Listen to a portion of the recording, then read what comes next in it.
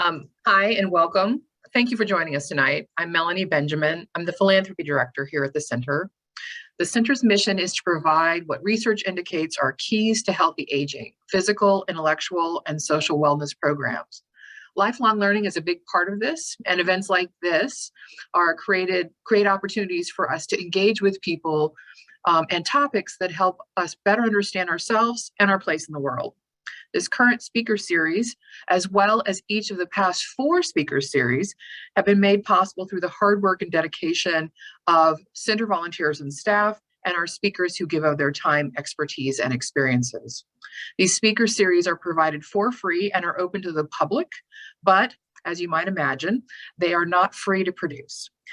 If you value the type of programming like you're going to see tonight, or you've seen in this past speaker series, or other aspects of the Center's Healthy Aging mission, please consider making a donation to support our work. As a nonprofit, 60% of our budget comes from friends like you. And as an added incentive, the Center currently has a $50,000 match program, which will double the value of any gift we receive. A web link is available in the Zoom chat should you wish to make a gift. And now it is my great pleasure to introduce Mike Wilson, who will introduce tonight's panel. Take it away, Mike. Good evening, all. Again, my name is Mike Wilson, and I'm part of the DEI subcommittee, from the center that had worked on putting together the speaker series. In our first session, we had there was the talk of pre and post contact for the tribes. Second was the erasure. Third, really taking a look at what's happening in the school system and what's moving forward with the children nowadays. Tonight, I have the honor and privilege of introducing 3 young people who I know: Emily Kate Akvian, Ben Walters, and Brianna Baldwin. And what I'm going to do is I'm going to call on each of them because I'm looking for them to do in a more traditional way, to introduce themselves, talk about their tribal affiliation and how they learned about it and what the impact was for them as they move forward. Ben, I'm going to sandwich you between the 2 ladies. So I'm going to start. Emily Kate, you're my first victim. Oh, all right. So I have the whole 15 minutes or whatever, just making sure so I don't talk too much. Go for it. Okay. So I messed this up. Ha chantawena machiapi mitaku oyasin UVA ksto inakin minisha kura wapila tanka. So thank you. So my name is Emily. My name in my community is Chantewin. I am a citizen of the Cherokee Nation of Oklahoma, but my mom is Oglala Lakota from Pine Ridge. So my family has multiple tribal affiliations in our background. For me, growing up, I was always aware of the fact that I was Native. My mom likes to joke that I didn't learn that I looked white until I was 15 or 16 when I started going to powwows by myself. And people said, "What are you doing here?" So for me, being Native has always been a really strong part of my identity. I was really fortunate growing up that my mom sent me to language immersion programs. I was lucky enough to go to Sitting Bull Community College's Lakota Immersion School. I was fortunate enough to have access to programs that they had filmed in Lakota, books and materials they had provided for people to relearn the language and preserve it. So my Native identity has always been really strong. So for me, in terms of storytelling, storytelling has been a very big part of my family. So recently, my mom's mom passed, but she lived to be 103, and she had 103 years worth of amazing stories. She was a citizen of the Cherokee Nation of Oklahoma. She was a Native boarding school survivor, and so she had stories of strength. She had stories of weakness. She had stories of, like, mythical creatures that, like, hung out among the plains of Oklahoma that made sense of all of these hardships that we go through in life. And so for me, storytelling has always been important. So a little bit about my own personal story. Throughout my life, being a citizen of a federal tribe and being Native, it carried some burdens. Members of my family struggled with mental health. Members of my family struggled with historical trauma due to experiences they had in the Native boarding schools. Members of my family dealt with identity struggles because they weren't fortunate enough to learn the language. They weren't fortunate enough to be able to dance at powwows, or be able to connect with the culture in a tangible way, and it took its toll.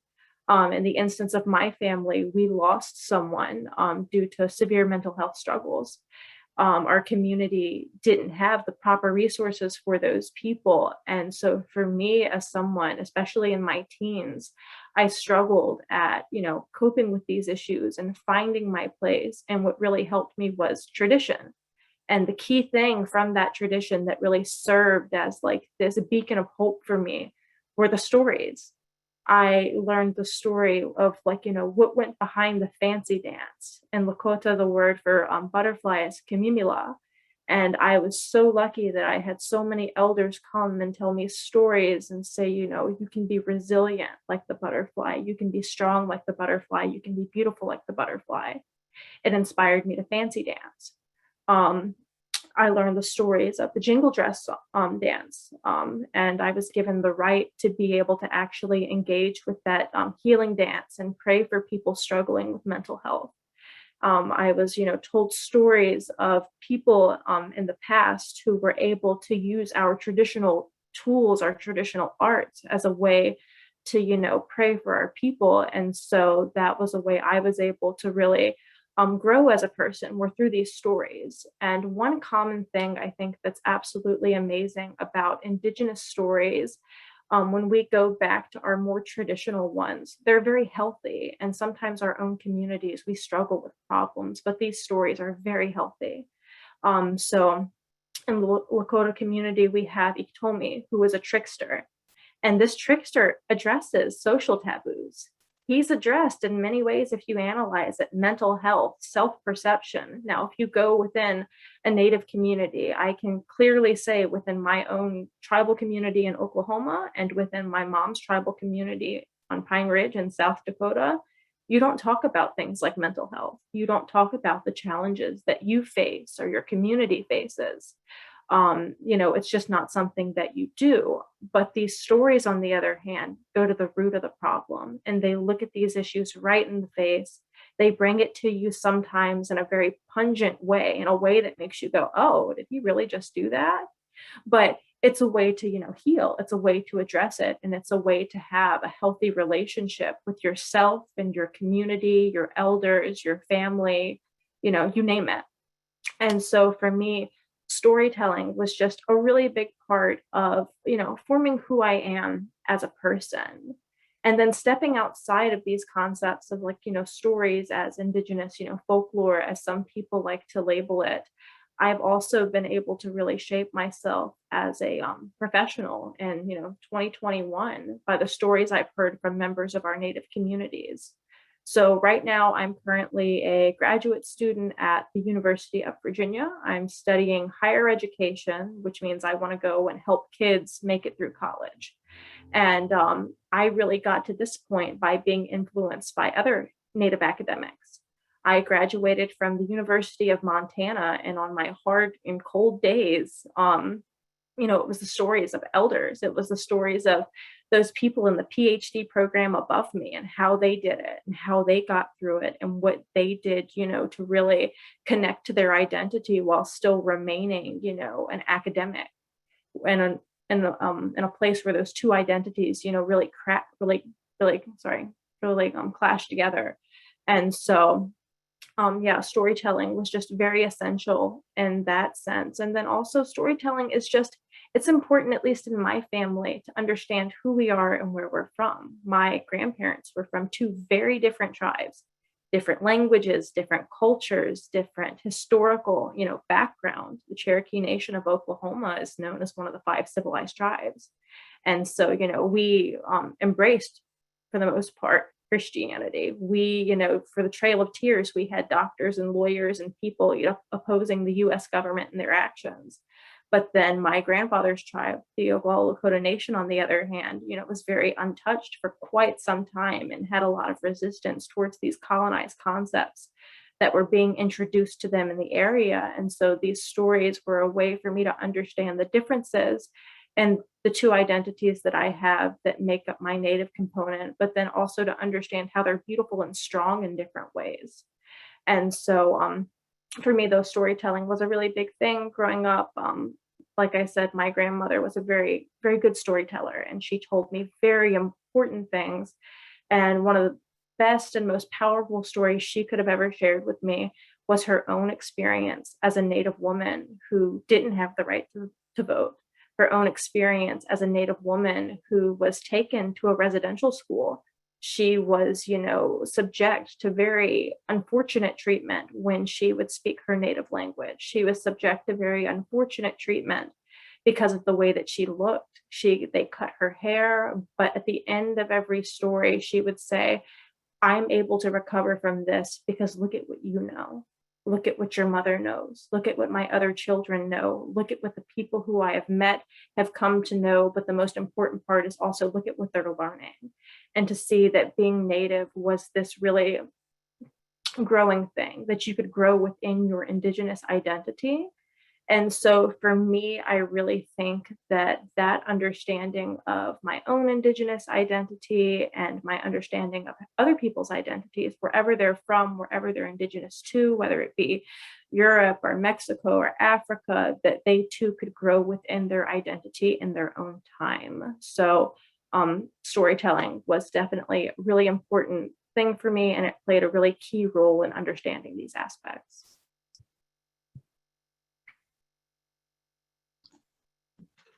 Thank you. Thank you, Emily.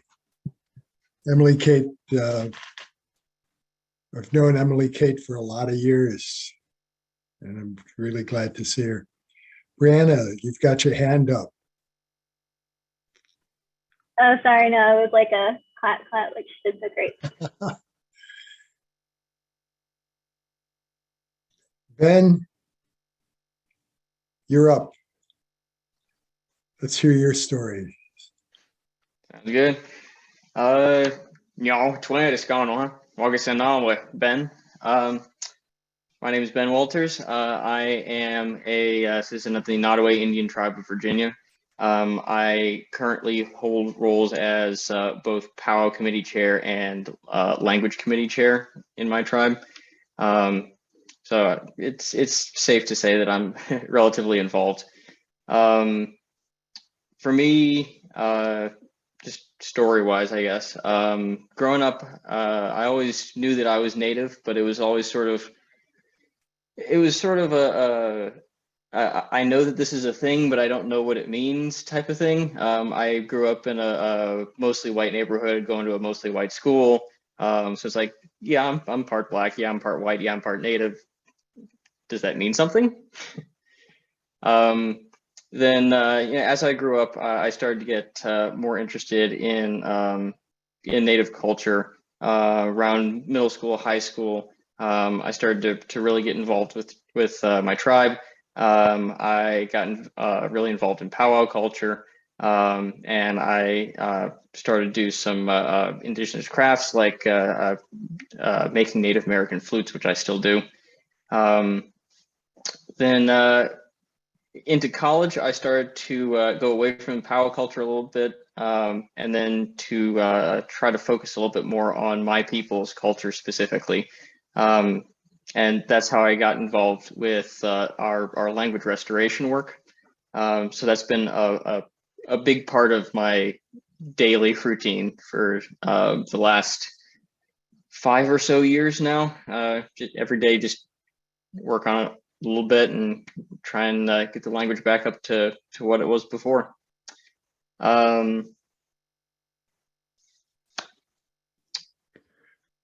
Then also throughout college, a really big part of I think a really big part of what really gave voice, I suppose, to my acknowledgement of that Native identity was being involved in the Native American Student Union at UVA. During that time, I kind of flip-flopped jobs from POW coordinator to president to vice president. So I was heavily involved throughout, and the title didn't really make much difference because the job was pretty much the same.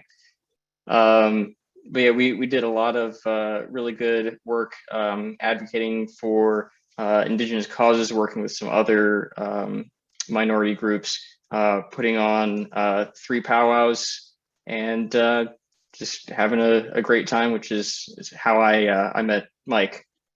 I'm I and my family are very lucky in one aspect, that we did not suffer directly from all of the atrocities related to boarding schools. But then on the other hand, as Far Eastern tribes, my tribe is located in southeastern Virginia. We've had a longer time to be affected by colonization, which means we have no native speakers left, which is why I'm involved in the language restoration. We've lost a lot of our stories. Most of the stories that I know are from the northern Iroquoian groups as that were retained from there, and since Nottoway is a southern Iroquoian group, the stories would be analogous, if not the same. But a lot of what we're facing now is just trying to restore what we once had culturally.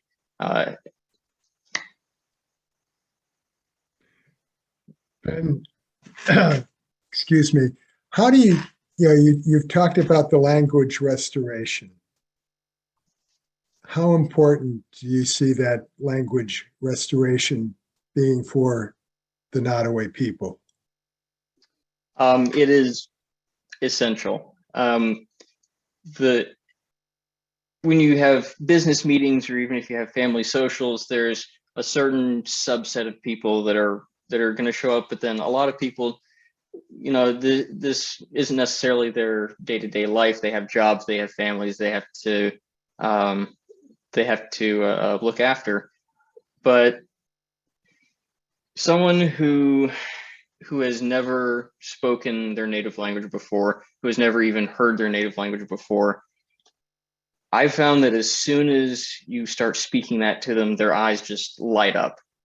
And that's one of the best ways to get people involved with their native culture, is to show them that language, to speak their native language to them. And it's just part of who we are.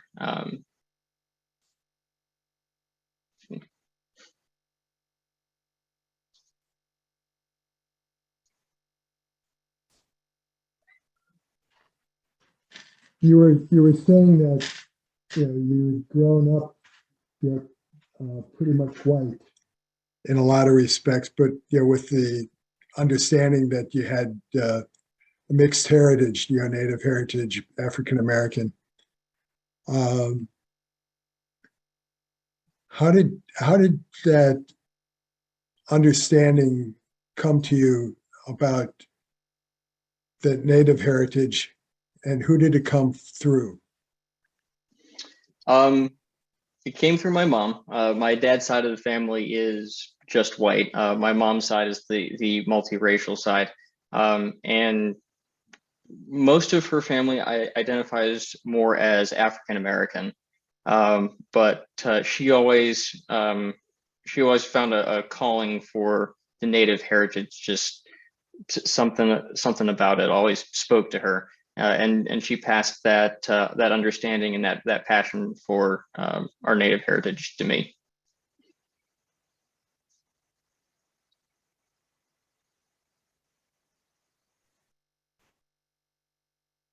Take you off the hook because I know how well you like to speak, Ben. Brianna, your turn.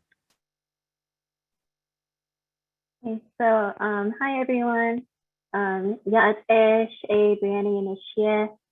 Is a sana nishle, Belegana Bashichi, Kurtini Dasche, do Belegana Dashinale. So I said, hi, my name is Brianna, and I am born to the Mini Goat clan. I'm born for White clan. My maternal grandfather is from the Born for Water people, and my paternal grandfather is from White clan. So that is how you formally introduce yourself as a Navajo or as a Diné person. So even though our tribe name is officially Navajo, that is a Spanish word. We call ourselves the Diné, which means the people, which is very common among pretty much actually tribes and people all over the world, that their original name for themselves means the people. So that's what Diné means. So if you hear me say that, that's my people. And I, like, Emily and Ben, I kind of grew up always knowing that I was Diné. I was raised by mostly a single mother who is Navajo, and she and the rest of my family come from Four Corners, Arizona, from a community called Tisnaspaz, which is a very rural community. It's about less than 1,000 people, and it's a very traditional area. Most of the elders, speak Navajo, and it's a very tight-knit community. So that's where my mom's family's from, or my family's from. But I was born in and grew up mostly in Hampton Roads, Virginia. So I grew up in Norfolk, Virginia Beach, and I went back home a lot to see family, or whenever my mother, who was in the Navy, was on deployment, I would go and live with my grandparents. And I always grew up knowing that I was Diné. I grew up learning my clan, which is a part of where I come from, because when you introduce yourself formally to other people, you're supposed to say your clans, your four clans, which is, where you come from.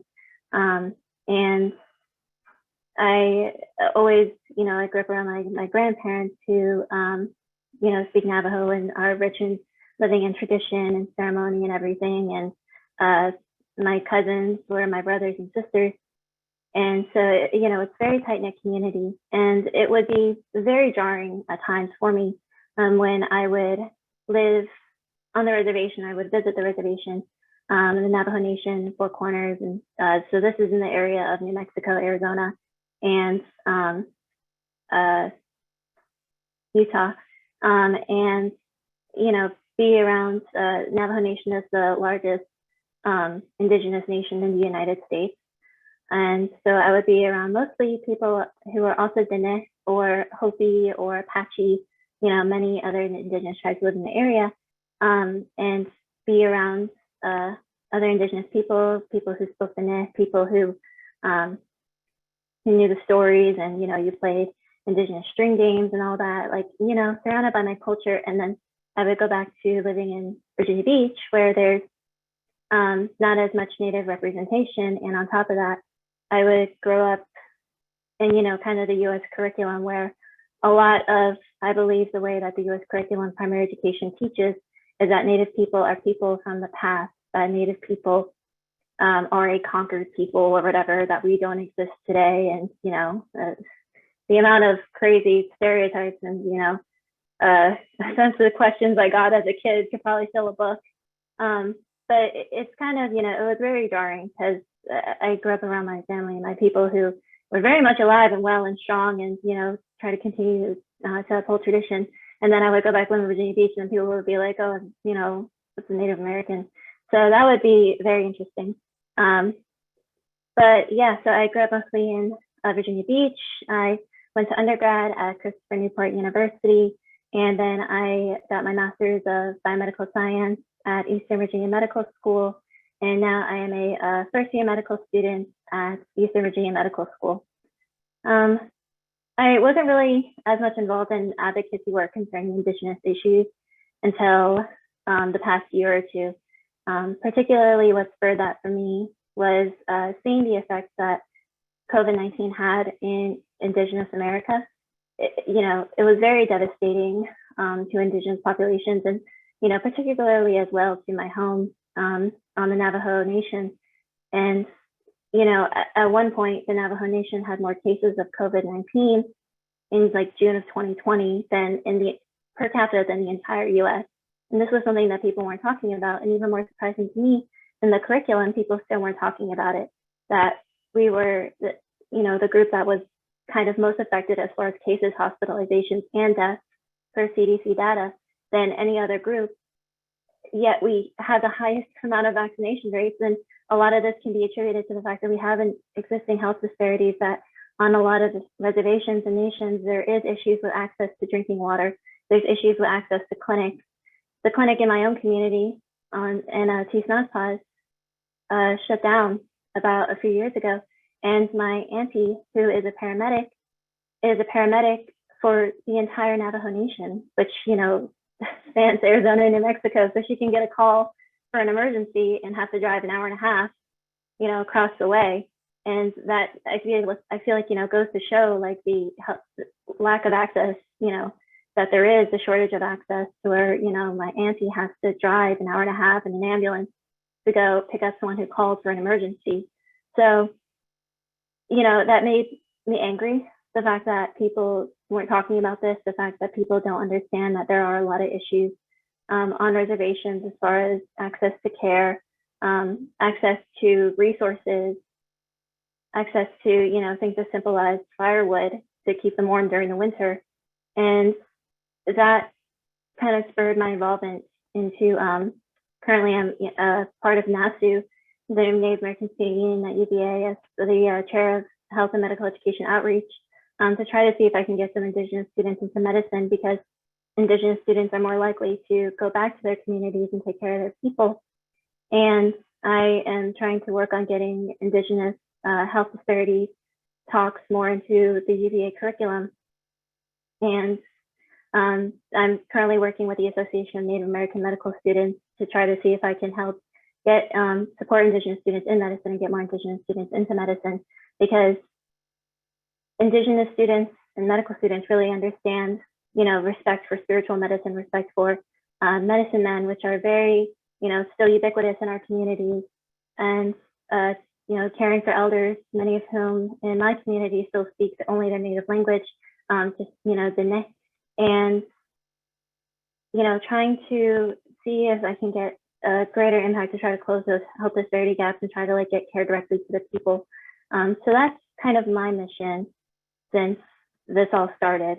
As far as, you know, the Navajo Nation we're very strong, we're a very proud people, where we've been historically, you know, an egalitarian society, and we're also matrilineal.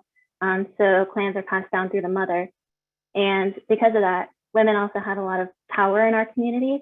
Women were traditionally the owners of property. You know, they had many different roles as sheep herders, and then to be silversmiths, medicine women. You know, women, you know, they had roles, they have power, and unfortunately, through the acts of the U.S. government, there were at times where there was a time during the Livestock Reduction Act where they actually culled a lot of sheep on the Navajo Nation. And so they took a lot of the generational wealth away from women in our tribe. So that, you know, really kind of shook our way of life for a while. But, you know, women still have strong respect, and you know, they're the ones that traditionally own these things. And yeah, you know, we're a proud nation of sheep herders, silversmiths, weavers. You could go look at, you know, Navajo rugs and everything, and you see that we have such amazing elaborate designs that vary by the region. And we're just a very strong people, and our language is very strong just because, I honestly think it has to do with the fact that when you look at it, the indigenous tribes that live in Alaska and northern Canada and the indigenous tribes that live in the desert kind of are able to retain their language and culture. And I honestly think it's just because, the US just didn't care about that land. It just was like, whatever. So, but of course, a lot of it was our own ancestors, of course, resilience and, passing the traditions down and everything.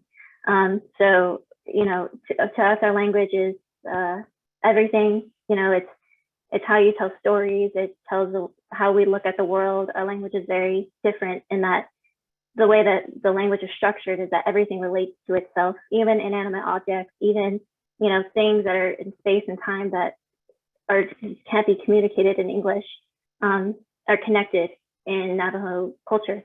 And then that way it shapes our understanding of that we are connected to everything around us, and that the impact that we have impacts our community and impacts our future generations, and that this is all very important. And this is all kind of based around the concept of hajo, which means the beauty way. And that's kind of the way that we live our lives, is to what we call walk in beauty, which is to maintain a fine balance in the world where everything is good and everything is beautiful, and you are not disturbing the ways of the world and nature and everything. And if you do, you end up bringing evil or illness upon yourself or on your family members or on your community. So you have to have ceremonies to, heal yourself and to heal your community. And so it kind of teaches that you have to act good and act beautiful and do right, because what you're doing impacts everyone, is the way that it is taught. So I think that is, that's just our way of life. And so I hope, to become a family medicine physician or primary care physician and, make an impact back home in my community, or make an impact through advocacy work, trying to get Indigenous students into medicine and try to reduce the health disparities that we see, and try to get more access to resources in Indigenous communities, because that is what I feel is my responsibility and what I'm expected to do with the position, that opportunity that I've been given myself. We do have the saying that's also progressed in a lot of Indigenous tribes, that you go out, and you get your education, and then you bring it back to your people, right? So that's something that, I was taught. My family spent years working in the Bureau of Indian Education, teaching Native students in our community. And that's, what my grandma did, what a lot of my aunties did. And that's what I'm, feel like I'm also expected to do with my responsibility, is to try to improve the community for Indigenous students, try to help them get into higher education. I don't know if I went over time. I really wasn't paying attention to time. I'm sorry. Actually, this I'm going to direct this kind of question to Emily, Kate, and to Brianna. Years ago, when I was working in Tucson, I worked with some young people, young children, whose parents had been survivors of boarding school and had experienced multi-generational traumas. You've both touched a little bit in your stories. Would you be willing to expand, from your understanding of your family's stories about that? Yeah, absolutely. So in terms of my family, both of my grandparents went to residential school, and for them it was a very bad experience. It was a very traumatic experience. In the case of my grandmother, she was taken when she was 5 or 6. She didn't know any English. In the stories she would tell us, the first thing that she noticed when she got to this school was the smell of paint. And she had never smelled paint like that before, and she couldn't stand being inside of the building. She couldn't stand the walls. She felt like she was trapped. And then from there, she was subject to these very cruel and humiliating shaming processes. She was there for, a handful of years. I mean, she had her hair cut when she would have a a nightmare, incident of PTSD, and wet the bed. They would hang her sheets up for people to see. When she was 12 and she became a woman, if you will, they hung her white sheet up for people to see that she ruined it. And she, made more of a mess for them to clean. There were these extreme shaming processes. There was derogative terminology, but the only positive attention she received when she was there was when she assimilated. When she said the Catholic prayer right, when she did the symbols right, when she assimilated right, she was respected, but that love was conditional. And I believe that definitely had an impact on my family in terms of trauma. When you grow up with a parent that knows only conditional love, and that can be a traumatic thing, that can contribute to mental health problems, that can contribute to lack of communication within families. And then also another aspect of it, and this isn't just an issue in my family, it's an issue in many Native families, is that we have these complications in regard to physical abuse that these kids endure.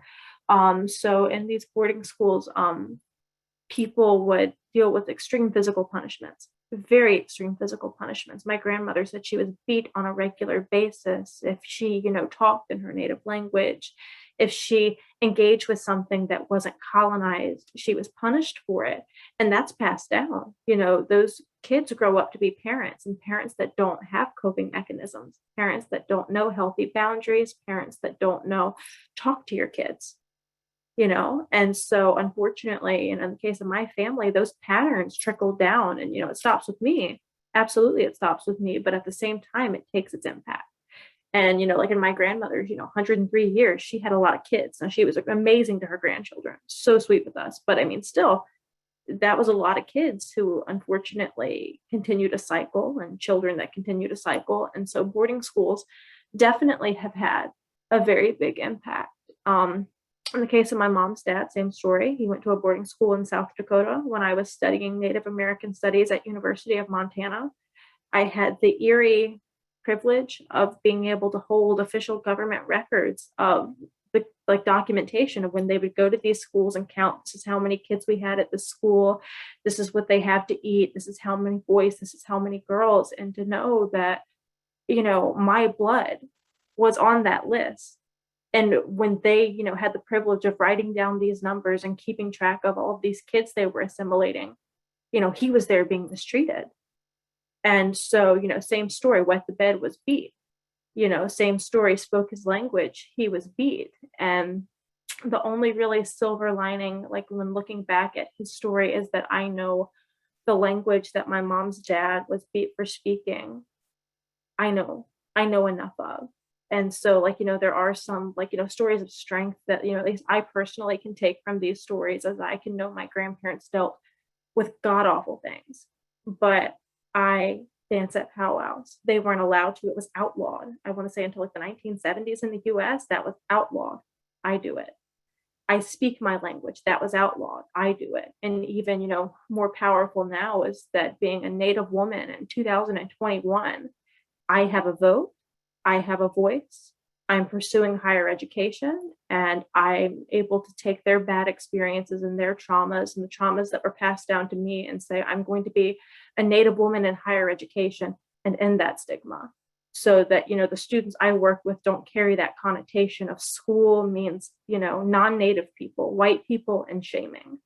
And so, yeah.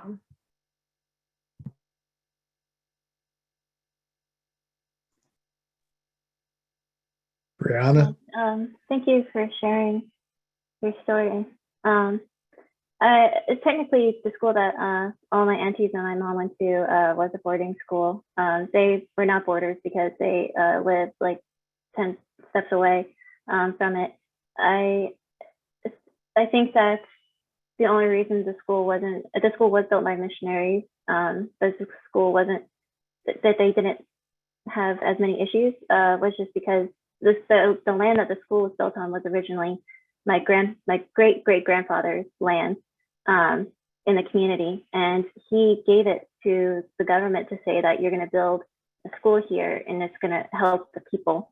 So I think just the people that built the school maybe were not that, you know, they don't have stories like those that have impacted so many of our people. But, you know, they weren't taught their native language. They were discouraged to use their native language in school. And, you know, today my mom has some difficulty speaking the Nipizad, but I am actively learning, you know, she's learning. And my aunties learned it later in life. And my grandmother, you know, speaks her language regularly. So obviously it's a very unique story in that we were fortunate relatively in this case, and there's been a lot of awful things that happen with boarding schools and trauma to our people, and just the amount of the hundreds of children that have been found underneath boarding schools in these mass graves are completely awful. And I think, you know, it's just another example of the fact that there was genocide, that there is still residual ongoing genocide, and the lack of support for Native languages and for Native culture, and the fact that we still have not seen any real support or reparations or anything.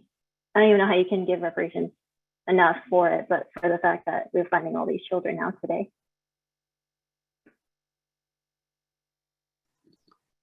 Thank you. Ben, your family grew up, yeah, you're Virginian, and the Racial Integrity Act back in 1924 did all sorts of wonderful things that I'm sure impacted your family. Are there stories that have resulted from that you learned? I wouldn't say that there's specific stories, but sort of just paper genocide, as they call it, is just rife throughout the area and directly affected the Nottoway tribe and our family too. It's just so the Racial Integrity Act essentially, and other policies as well, said that there are two races: there's white and there's colored. So that completely got rid of any records labeling people as indigenous in the eastern states, specifically Virginia. So just being able to go back in history and track genealogy to specific tribes is very difficult for almost everybody and impossible for a lot of people, just because they can no longer find what tribe their ancestry is from, simply because all the documentation just says essentially not white, and that's all the detail.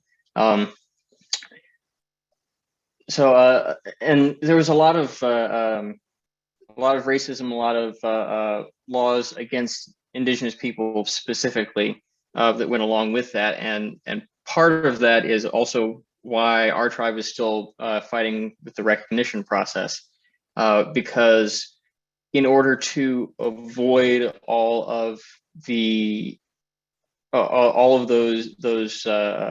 racist laws, essentially the Nottoway people stayed together as a people, but as an entity, they had to sort of back out of legal standing just to avoid all of the harsh side effects of the legal codes. So it's an ongoing problem. Ben, I'm going to pass on a question that Mary sent to me. And it's, are you finding changes in your community and others around you in either their willingness to identify or their understanding of their personal heritages? I think the most change that I've seen in our community is more level of enthusiasm, level of involvement, and less so identification.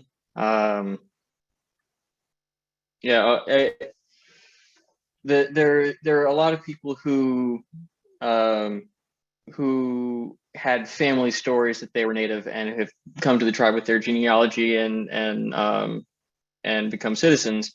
But I don't know that I've really experienced very many people being unwilling to admit Native heritage or identify with Native heritage.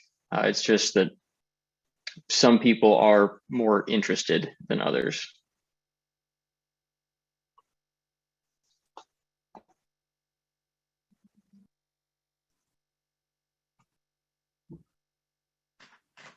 Looking at the time.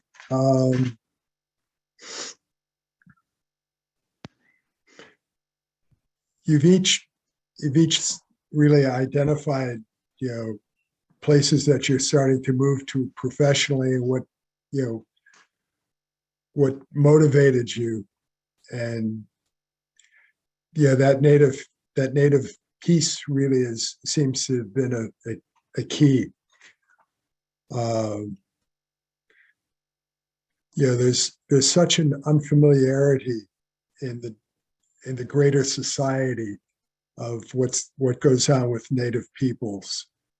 What would you like to tell this group about how to ally, with y'all? I personally think one of the best ways to be a Native ally is taking the knowledge that you know, verify that knowledge that you know, and share it with people. One of the biggest things, that I really love about Native communities is that we pass on this information that we know, like storytelling, what this is all about. If you learn something and it's pertinent, share it with your neighbor, share it with your kids, share it with your grandkids, and, be the one that cleans a murky pool.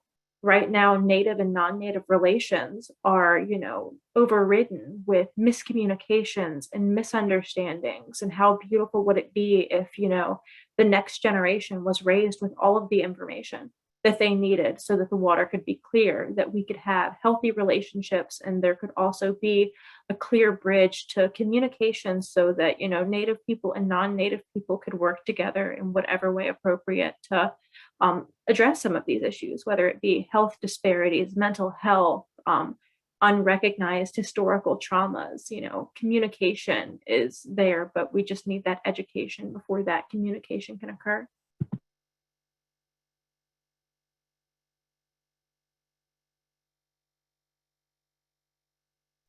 Yes, I'd agree with all that. I say educating yourselves on the fact that, we do have a lot of current issues that exist. I mean, we have issues with pipelines and, trying to protect sacred centers, and the missing and murdered Indigenous women crisis in the United States, issues with high levels of suicide and, generational trauma and everything. So, educating yourself that we still have issues today, and educating others, and being an advocate when it comes to local Indigenous issues, and trying to advocate on, for Indigenous causes, I think is like the best way to go about that. And also, educating your peers. There's been so many times that I've heard people say, really offensive things. I mean, even as recently as like saying that, Indigenous people all died a long time ago, and like here I am, like staring them in the face, like, are you kidding me? Like, I come from like this huge nation of hundreds of thousands of people who span 2 continents and everything, and you want to say crazy things. So, don't be afraid to educate your peers. I mean, being an advocate means, being the one to try to support people when, none of those people themselves are in the room.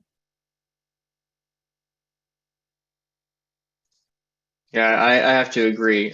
Just educating yourself and educating those around you is huge. It would surprise you how many people have asked me if I live in a teepee. There's just a lack of awareness and a lack of understanding around Native people in this country, and across North and South America, frankly. the only way to really start to go about righting some of the wrongs and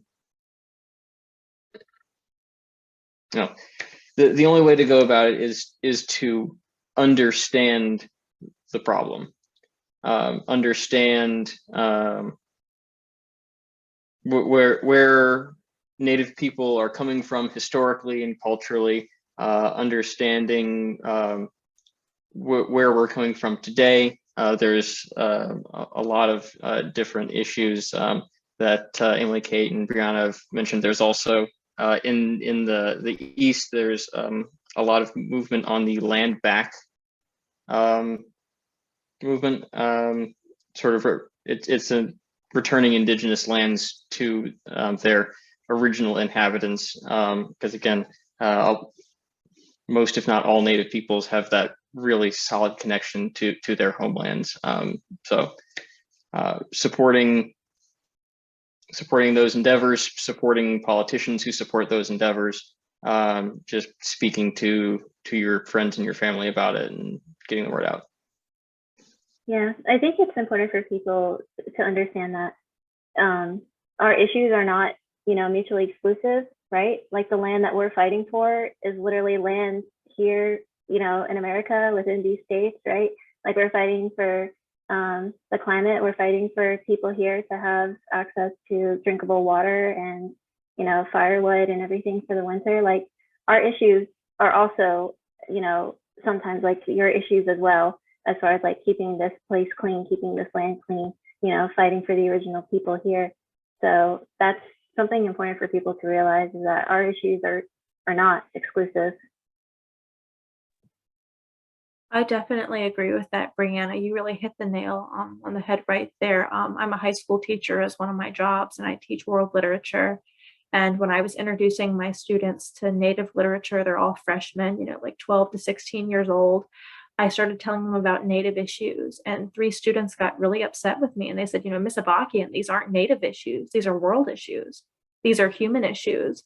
And I think when we all start thinking in this holistic way of, if it impacts anyone, it impacts the world, it impacts you. And so we shouldn't always have to think about an issue as an exclusive cause of, oh no, it's a Native pipeline issue, therefore, we leave it to the Native people, or it's a missing and murdered Indigenous women issue, so we leave it to the Indigenous people, because the world changes through unity. And so I think that you both, had a really good point with that. Yeah, I kind of had a video about advocacy, but I really want to respect the other panelists' time. So if it's okay, I'd just love to have that video forwarded to everyone at the end of the discussion. Just it's about advocacy work done by advocates all over Native countries, and what they do, whether they're, like my aunt, who's a paramedic who drives an hour and a half to a rural community because she knows that no one else will get there, to, the school teacher that is fighting to teach children their native language, to, the medicine man that still practices and sings the old songs. Like these, there's so many different advocacy, people who are advocates. We're definitely not representative of the whole. They're all over Indian country.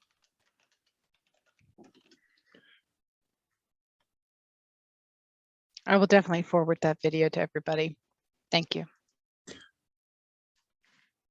I have one last question for each of you. The final question is there a question that you would have liked to have been asked that wasn't?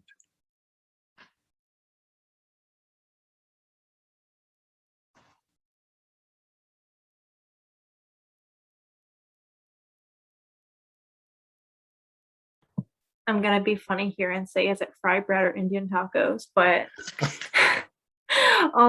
but no, I mean, I think, one question that people may regret not asking is, how can I be engaged with Native communities? I've done a lot of engagements and whatnot, and a lot of people, always like to figure out, what can I do to be involved? And so I think to also kind of feed off of this concept of unity, which by the way, in Lakota, we say Mitaku Oyasin, which means we're all related.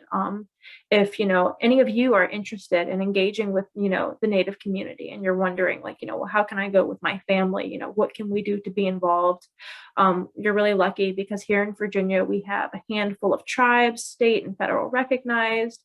And we have really active Native communities and they hold cultural events. Our universities hold powwows. We have these open events to the public where you can go and participate and witness and engage and experience the food and support the artists through buying crafts and, participate respectfully in social dances and whatnot. And so I'm sure when they become more readily available after we recover from the pandemic, that the center could share information with its members and let them know when powwows are happening, how they can get there, because I think that that's an amazing way to really promote this, appropriate engagement and just share that education that we would love for other people to have. I think a question that I would like to have asked is how do you support Native youth? So there are a lot of programs out there where it's like the American Indian College Fund, the American Indian Center for Graduate Education that support Native youth who are, many of them are first generation students trying to get into college and higher education. So, part of the way is to try to, do like those Facebook birthday fundraisers, right? Or to do like a run walk for Native people. I mean, there was an old high school teacher of mine who for Indigenous Peoples Day started a run walk fundraiser on Facebook and has raised over $400, right?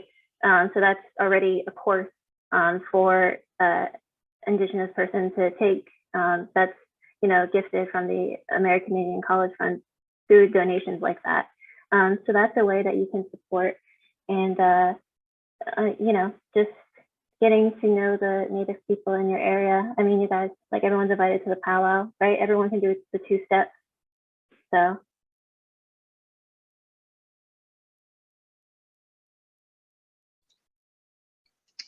I'm all about learning specifics. So any question about specific stories, specific ways of life, mindsets, cultural practices, language, any of that is something that I'd definitely like to answer.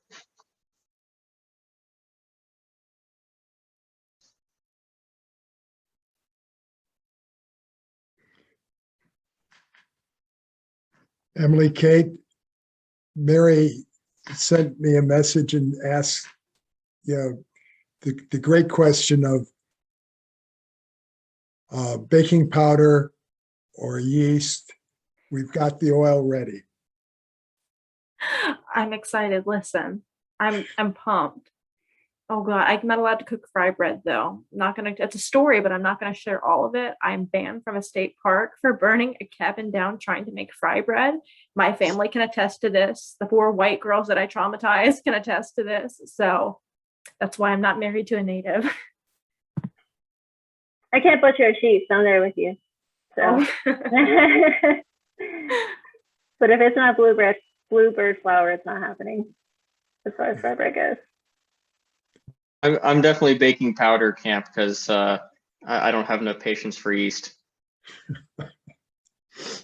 I think we may be the only people that ever, or at least recently, had made fry bread at Quantico.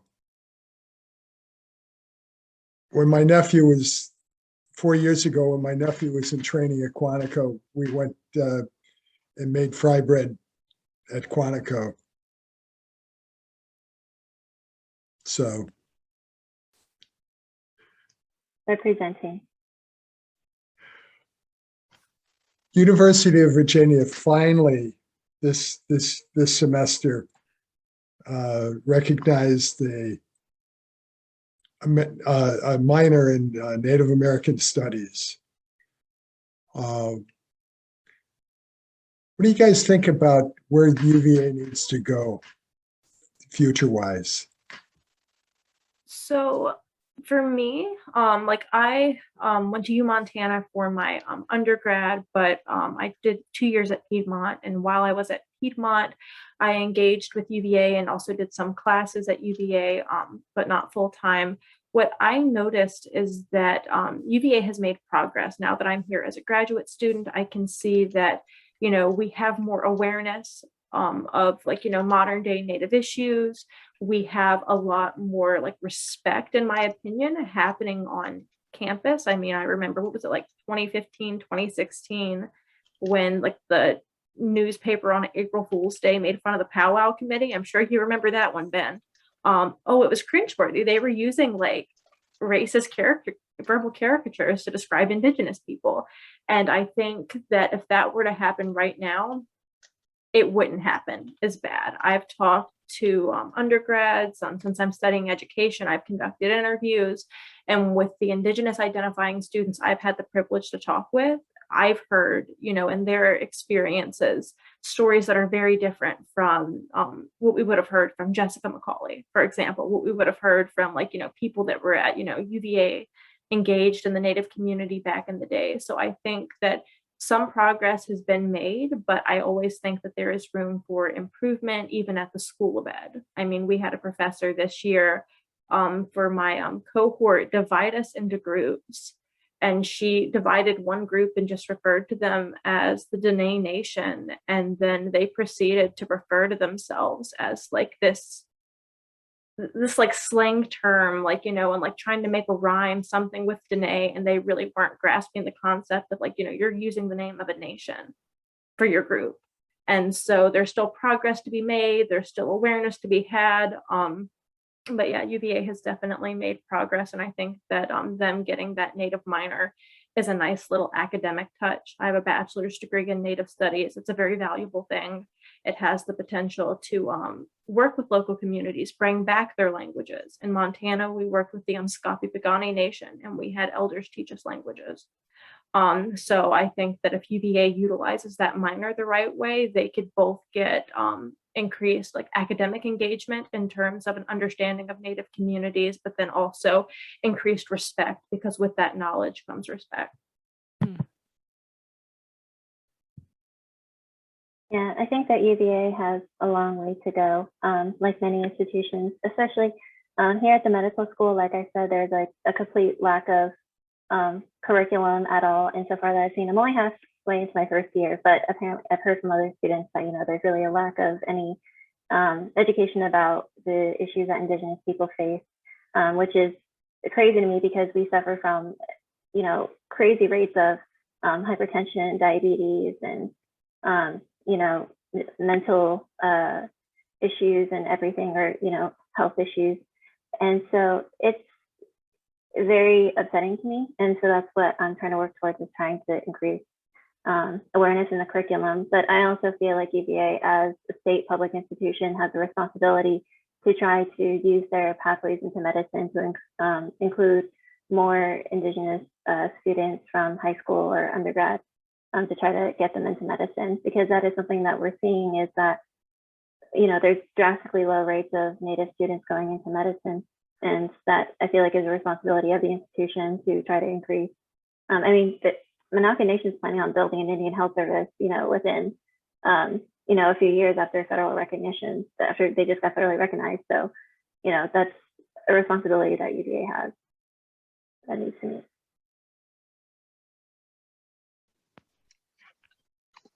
I'm speaking from a little bit of a separation.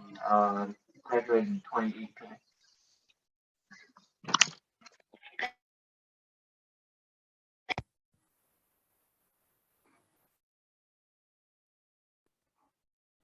That's why I have to wear bulky headphones. Like, What now? Yeah. All right. So I'm coming from a little bit of a separation, graduated in 2018. So I've only gotten some trickles of information, but the big problems that I had at UVA while I was there are awareness based, and I'm not sure the right term to use. Being able to adapt to different cultures. So some of the main issues that we had with putting on the powwow were specific regulations against, for example, food vendors. You can't have a powwow without a food vendor. Regulations against third-party vendors selling their own crafts on grounds. Have a powwow without arts vendors. So it's just that kind of thing over and over again, as well as just a lack of awareness of the fact that other cultures do things differently.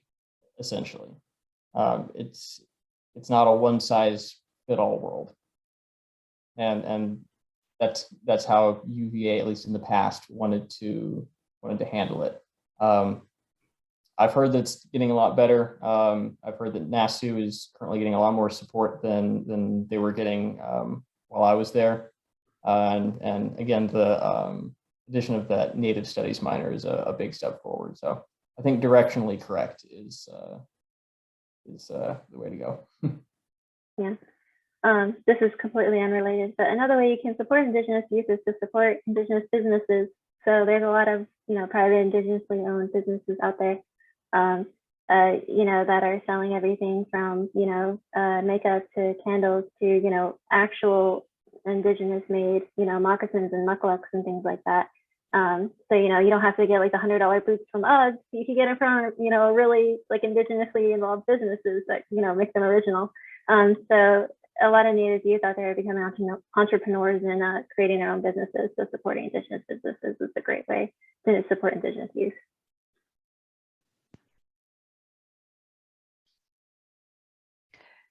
Folks, this is Carolyn. There are a lot of questions in the chat. Would you like me to just go through and read a couple of those? And that'd be good, Mike, at this time? Sure. Okay. And forgive me, I'm probably going to skip over some that in my head they were slightly answered already. So Peggy asked, from whom or from where do you learn a language that is not remembered or used? I think that was Ben when you were speaking. How can you do that? So the process that we've had to go through is the full summation of recorded Nottoway is about 275, 280 words written in an English phonetic orthography.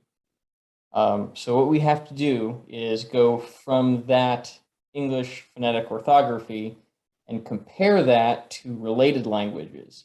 Tuscarora is the closest living language to Nottoway.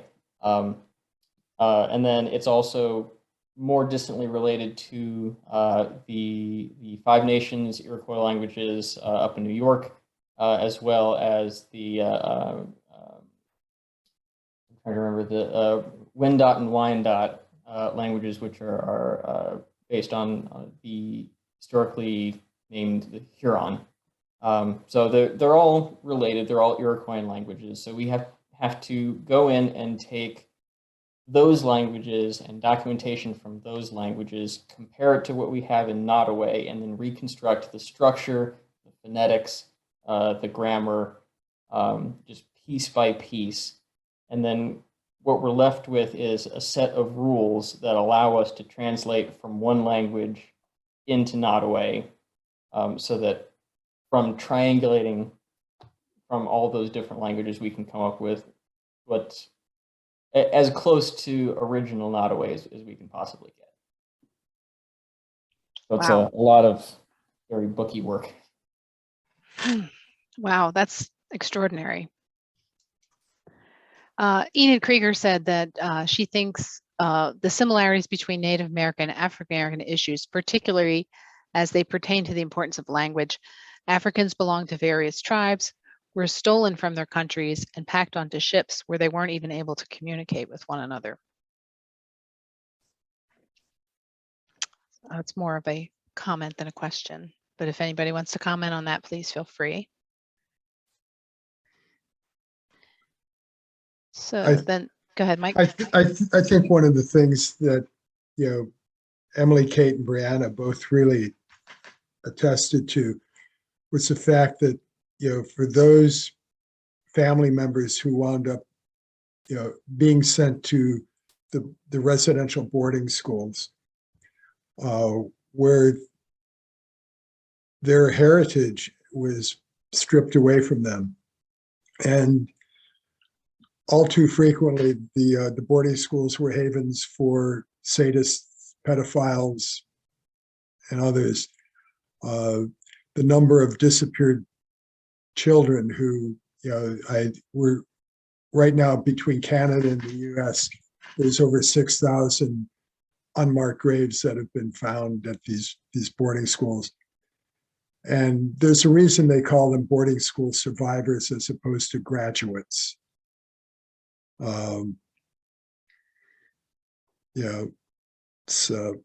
It's been horrific.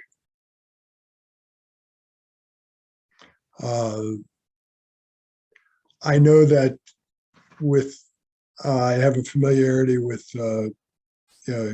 Kanai Blackfeet people up in Alberta, and it's an Algonquin language, and it's a verb-based language, and it's the what you were doing was more important than the who. Most European languages are noun-based, and so it's about the who was most important as opposed to the what was being done. And so the mistranslation gets to be huge. And that's something that, as Ben has been working with people on that reconstruction is really painstaking. And I really applaud the progress that y'all making. Yeah. And, like you were mentioning, on top of it, like a lot of indigenous languages just have sounds that are completely different from the English language. On top of being verb-based, my language has glottal stops. So like, right. And, it has tones like, Chinese and pitch, and has like this soft sound, and, that doesn't exist in English. So even though Dene is widely spoken, Dene-Bazad, it's also very, very hard to learn. And sometimes people have to take a lifetime to learn it, but it's so important because the holy people, the people of, our nation, the spirits and everything, the holy beings, they gave us this language and said that you will enact power and that you will heal people and that you will bring the holy people in for ceremony and heal people through the language, right? This is the language that we gave you in order to be, the five-fingered beings on the land, to communicate with the holy people, to heal the world. And so, think about the importance that has, the power that has. And when you take that away from people, you take away the very essence of what they were told they were created with, So that's why, efforts like, Ben, like you're doing, are so amazing and are so necessary. And Brianna, you're making a wonderful point about the spirituality. And the fact is that, with the traditional, nations, that spirituality was intrinsic to life. It wasn't separated. My elder always told me that, there was no native religion, but there was a spirituality that was interwoven, and that looking at life without that spiritual reference, you're missing so much. The first thing that I translated when I was able to was the Thanksgiving address. It's common throughout Iroquois peoples, and it's essentially just a list of all the things to be thankful for. It's referred to as the words that come before all others, because whenever you have a gathering, you're supposed to start out by saying what you're thankful for.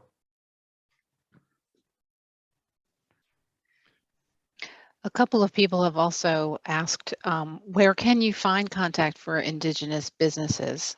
I think that really hit a chord with folks, and they'd love to know, how do you search for that? How do you find? Along with that, someone said, what sites or what charities, how do you know what you support and what ones maybe you shouldn't support? Because is there any scammy kind of things out there? So any feedback on any of that? I think Yeah, Brianna. Go ahead. I think that you can go online and search like Indigenous-owned businesses, and I know for Native American Heritage Month there were a lot of articles that were made that talked about Indigenous-owned businesses, especially when it comes to high-value items like turquoise. For example, jewelry. There are a lot of non-Indigenous sellers out there that try to sell these things, and some of them they took from pawn shops. From people who are desperate, and you want to my people are silversmiths, right? Like you want to get that from an Indigenous owned business, online from someone who actually crafted and created that. If you're looking for like an Indigenous bracelet or an Indigenous necklace, because that's how you feed your family, you feed your people, you learn this craft, and so that's why it's important. I know they have like the Adopt a Elder website where people sell Navajo rugs, and the money goes to benefit the elder that made it. So just things like that. Great, and thank you for the link. And someone asked for when I send out the information to include some of those links, and I will definitely do that. Lots of thanks, lots of gratitude. I will send you all the chat too, so you can read those things. Mike, am I missing anything, or anybody see anything in the chat that I missed that you want to comment on? Please do. I think as long as we've got a few minutes, yeah, you've got that piece that Brianna had. Why don't we spin that up? Sure. Brianna, do you want to introduce it or anything? I can pull it up while you're talking. Yeah, so this is just a video, again, talking about the activists across Native country, because I think that, people really don't know about Indigenous issues or know about, the people who are activists. And, we sound like activists, but the people in Indian country and across, America are doing these amazing things in their communities to try to, and what we say, make, improve our lives to where 7 generations from now, they'll be fruitful and they'll be prospering. So this is just kind of an ode. It's a little dated. It's from like 2010. And the original message was a little different, but it is an ode to all the activists out there. All right, thank you. I'll put it up now. Let's see.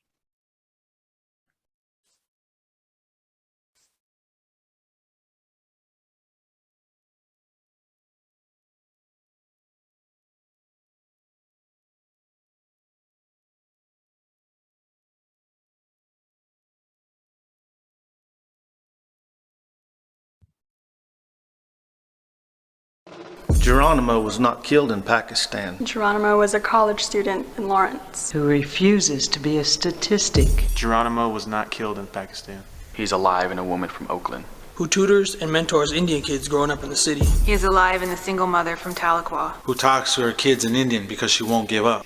1 more inch. He lives in the young family from Los Angeles who moved back home so their kids would grow up in their ways. He lives in the tribal councilwoman from Anadarko who puts all her self-interest aside and votes for her people.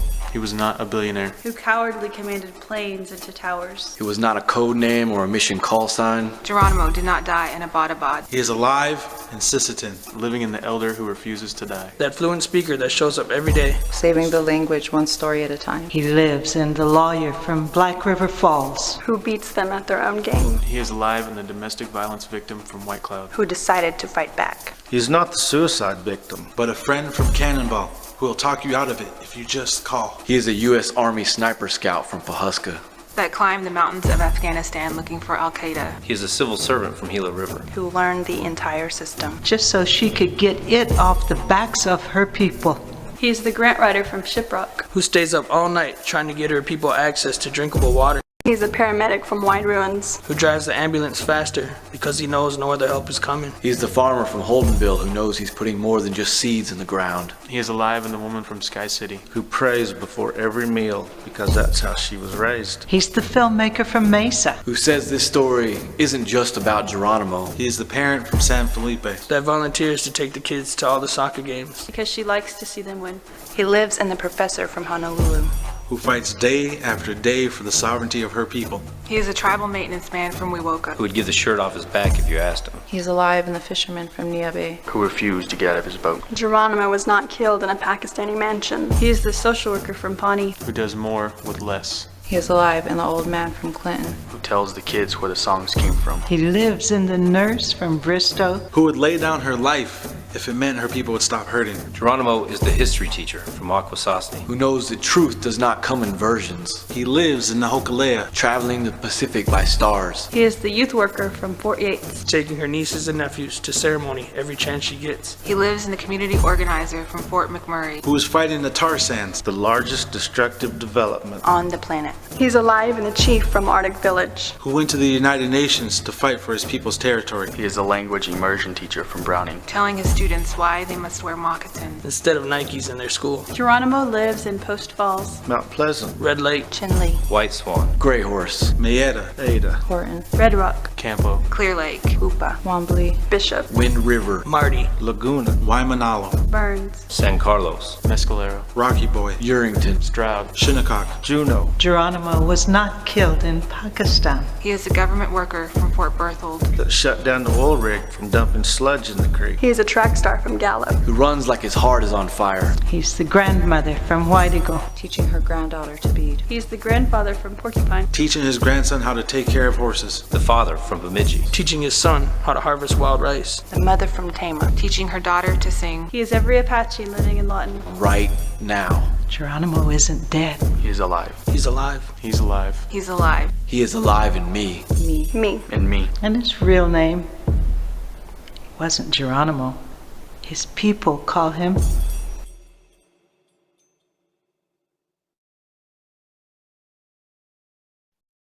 Yeah, that's sorry. That video always makes me a little emotional, and I don't know how many times I've seen it. But I think it's just a love letter to the amazing work that Indigenous people all over, North and South America and Alaska and everywhere are doing. My aunt's a paramedic. My cousin learned silversmithing. My other cousin is, going to law school. She's a first-year law student, and she wants to do Indigenous law. And, my grandmother taught Native children all her life until she retired. So it's just the fact that these are the activists, these are the people who are fighting. And it's just very touching, the work that they do.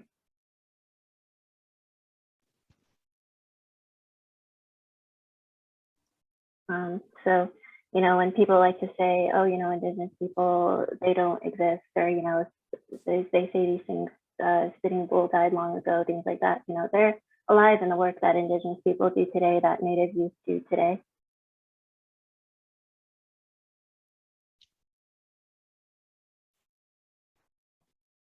I am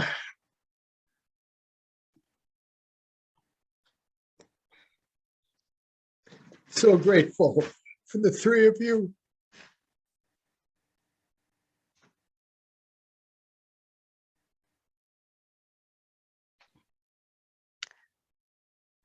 Oh boy. Thank you all so much. And thank you. I'm going to put up a survey if that's all right with everyone. Thank you for your thank you for having us. Appreciate it.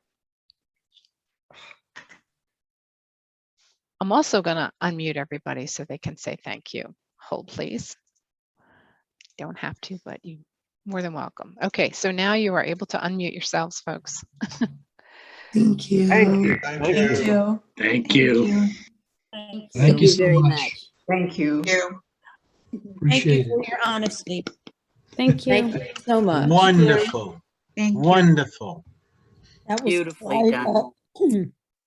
quite an amazing panel. Thank you, Mike. Thank you all, Ben and Emily, Kate, and covered you up, Brianna. I'm sorry.